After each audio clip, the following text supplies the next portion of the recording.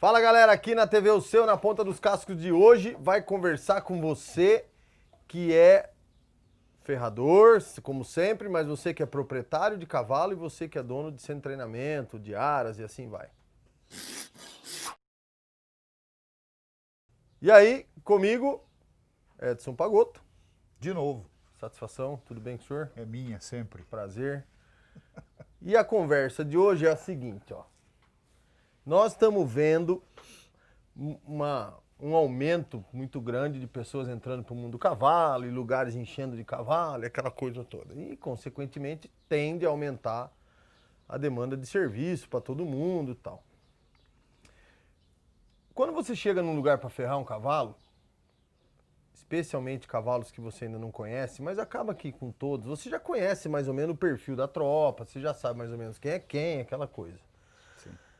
Mas eu sempre fico me perguntando assim, ó, o que ou como o lugar, vamos supor aqui ao C, pode contribuir, de que forma com o ferrador, para que o seu trabalho seja facilitado na hora que você chega.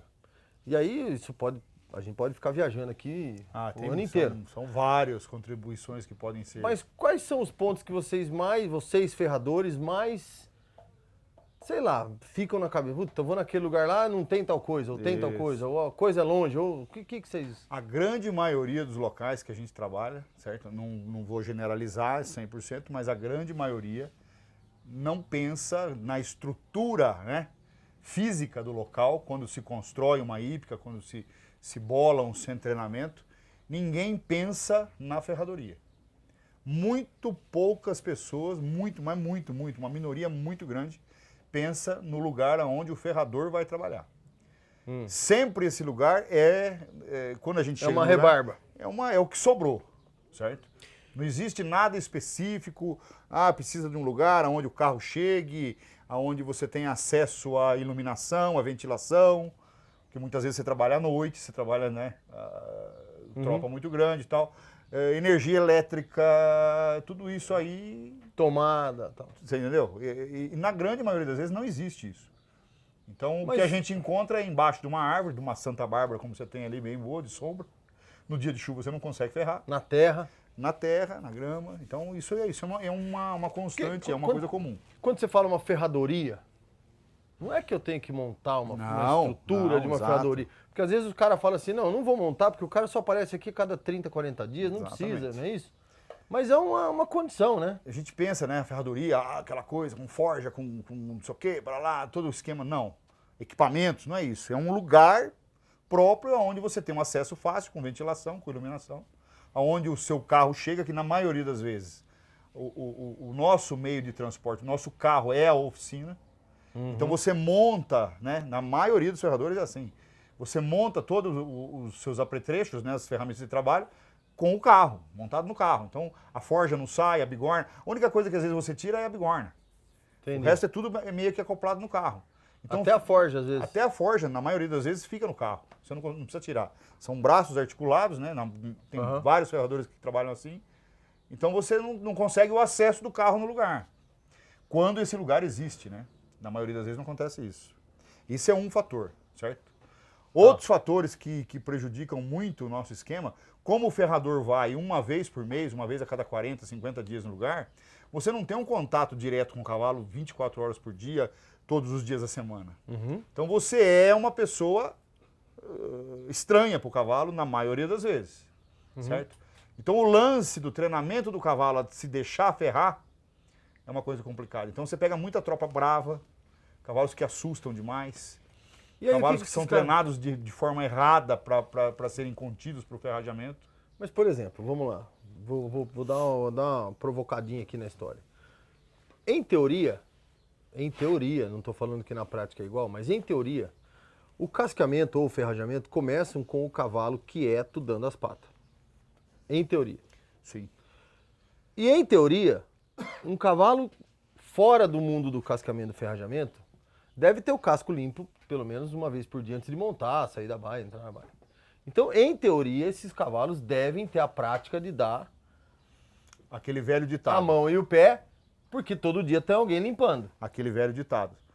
Na prática, a teoria é outra. É outra. Certo? Então, muitas vezes isso não acontece. Os caras não limpam a casca. Não é que não limpa, não limpa. Muitas vezes acontece isso. Agora, o problema não é nem não limpar. O problema é não condicionar o cavalo a fazer aquilo. Pega, mas de um jeito errado. Você tá entendendo? Entra de, mas o meu cavalo é manso. Aí você chega para trabalhar, ele dá coice, ele esperneia. Não, mas ele deixa eu pegar. Não é simplesmente levantar a mão do cavalo. É ensinar a deixar entrar nele, é ensinar a pegar, a fazer força. É ensinar o cavalo a, quando houver uma pressão um pouquinho maior do que ele está acostumado, ele não ter reação. A maioria das pessoas, dos treinadores, dos tratadores, não fazem isso. Nos áreas que a gente trabalha, nos lugares, a gente já tenta treinar o pessoal para fazer isso desde o começo. Mas a grande maioria não faz. Tá, e aí tem as coisas que são teoricamente indiretas ao casqueamento e ferrajamento. Por exemplo, cavalo saber ficar amarrado. Sim. Cavalo saber ficar parado, né? Ou comendo um feninho, alguma coisa sem... Quer dizer, coisas relaxado. Relaxado. Muitas vezes os animais, quando chega o ferrador, e isso pode até ser um problema de alguns ferradores que fazem isso, né? De agressão no animal, o animal fica tenso. Certo? Então, toda vez que você vai trabalhar, você chega no lugar, o cavalo está ali. Você não pode levantar uma mão, você não pode... o bicho fica assustado. Eu já vi lugar que está tomando cacete. Eu já vi lugar que o cavalo tem medo da argola. Exatamente. Que é amarrado. Porque todo dia o treinador, o tratador chega na pancada naquele lugar. Aí chega você para ferrar no mesmo lugar e ele condiciona. Ele sabe que se ele for ali, ele vai ser acuado. E não pode, né? Então a gente tenta educar o pessoal a deixar o bicho mais tranquilo possível para poder minimizar esses efeitos, né?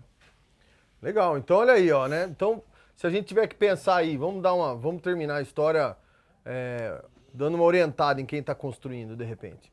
Na parte da estrutura física, uma estrutura de cimento. Não é nenhum palacete para ferrar cavalo.